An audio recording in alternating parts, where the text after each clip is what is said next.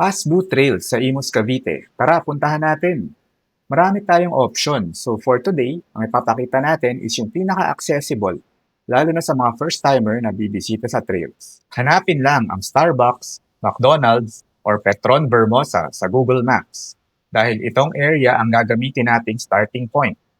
May open parking sa harap if may dala kayong sasakyan. Okay, from here, labas lang tayo sa parking going to the sidewalk. Then diretsuhin lang natin. Alalay lang tayo pag may makasabay na naglalakad. Warning lang din, may ilang gap na dapat i-take note at ilagan para maiwasan ang aksidente. Meron din tayong mga gutter na makakasalubong. Pag-alanganin, mabuti nang bumaba muna sa bike para maitawid sa gutter.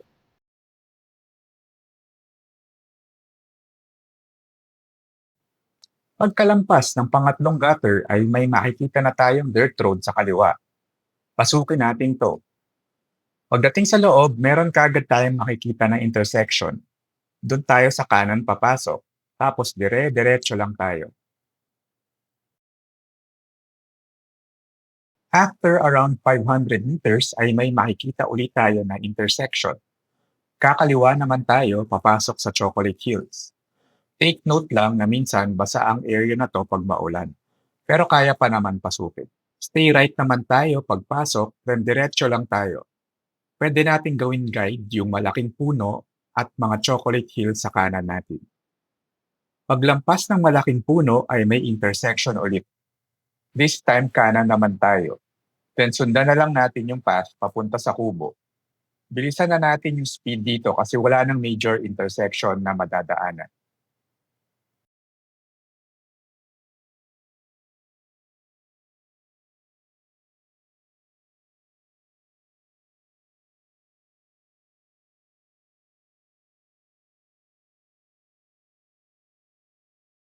Take note lang uli na may dalawang daanan pag malapit na sa kubo. Pag walang ulan, pwede tayo sa kanan gaya ng ginawa ko. Pag alanganin naman sa lusong or basa yung ilog, pwede gamitin yung tulay sa kaliwa. Pero pareho lang naman yung pupuntahan nun.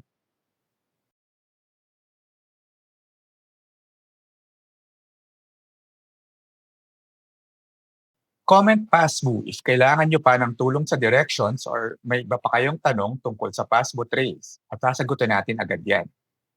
Also, feel free to like, follow, and subscribe sa ating channel for more related videos. Thank you very much. See you in the next one.